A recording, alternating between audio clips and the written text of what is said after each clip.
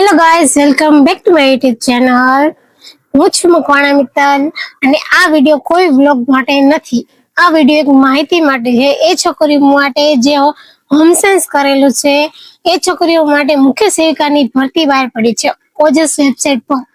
અને એ છોકરીઓ માટે છે જેને ફોર્મ ભરતા નથી આવડતું. જે છોકરી ગામડામાં રહે છે એને ફોર્મ ભરવા માટે બહાર જવું પડે છે, ભાડું ખર્ચીને. બસ અહીંયા જઈને તો ફોર્મ ભરાવો તો 200-300 જેટલા તો પૈસા લે જ છે. અને તમારે ટોટલી ખર્ચો 500-600 જેવો આવે છે.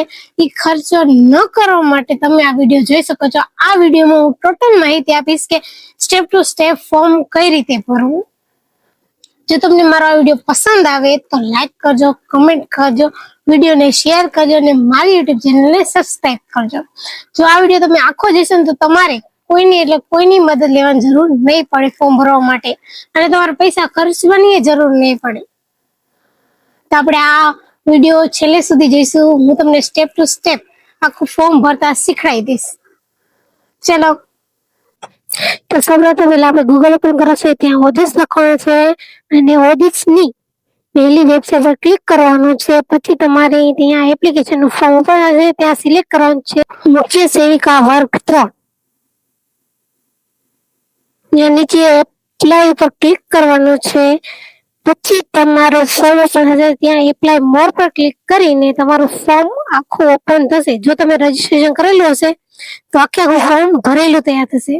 આપણે એપ્લિકેશન નંબર નાખવાનો છે, જન્મ તારીખ નાખી અને એપ્લાય OTR પર ક્લિક કરવાનું છે. આપણું ફોર્મ ભરેલું ખુલશે.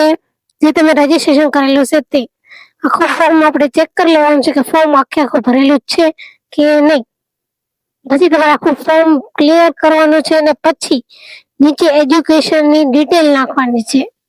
ત્યાં સિલેક્ટ કરવાનું છે કે તમે ક્યાં એજ્યુકેશન કરેલું છે. તમે ન્યુટ્રિશન બેચલર કર્યું, આપણે પર્સન્ટેજ લખવાનું છે, ફર્સ્ટ ક્લાસ લખવાનું છે. પછી તમે કઈ યુનિવર્સિટીમાંથી પાસ કરેલું છે. મેં સૌરાષ્ટ્ર યુનિવર્સિટીમાંથી પાસ કરેલું છે તે લખવાનું છે.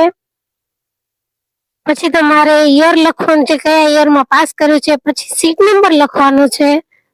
એ લખીને નીચે આપણે યસ પર ક્લિક કરીને સેવ પર ક્લિક કરવાનું છે. એ પેલા આખું ફોર્મ આપણે ચેક કરી લેવાનું છે કે કાંઈ બાકી તો નથી રહી ગયું ને ભરવાનું. આખું ફોર્મ ચેક કર્યા પછી આપણે સેવ પર ક્લિક કરશું અને પછી આપણે ખુલશે અરજી કન્ફર્મ કરવાનો છે. એનો અરજી નંબર આપણે કોપી પેસ્ટ કરી લેવાનો છે અને નીચે કન્ફર્મ પર ક્લિક કરવાનું છે. પછી ખુલશે આપણે એપ્લિકેશન કન્ફર્મેશન વાળું પેજ. ત્યાં આપણે એપ્લિકેશન એટલે અરજી નંબર લખવાનો છે. આપણે કોપી પેસ્ટ કરી લઈએ, અરજી કન્ફર્મ પર ક્લિક કરવાનું છે.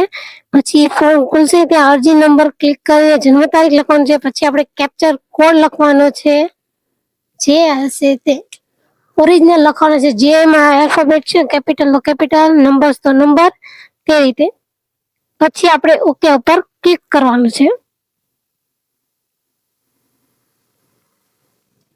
પછી આપણું ફોર્મ ખુલશે કે આપણે જ્યાં ફોર્મ ભરેલું છે એ ફોર્મ પ્રિન્ટ કરવા માટે આપણે ખોલવાનું છે.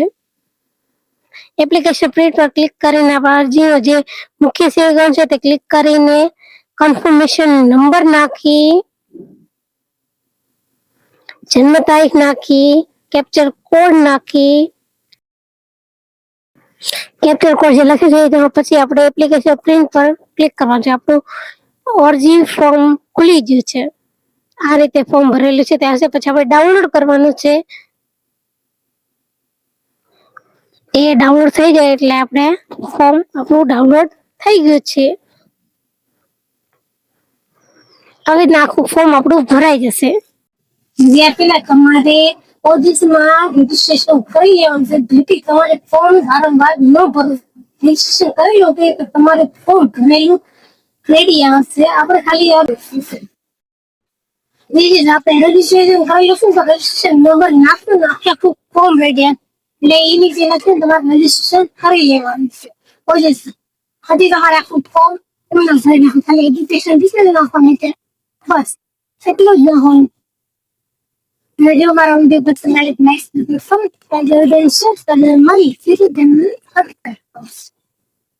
મળશું બીજા જેવા ત્યાં સુધી.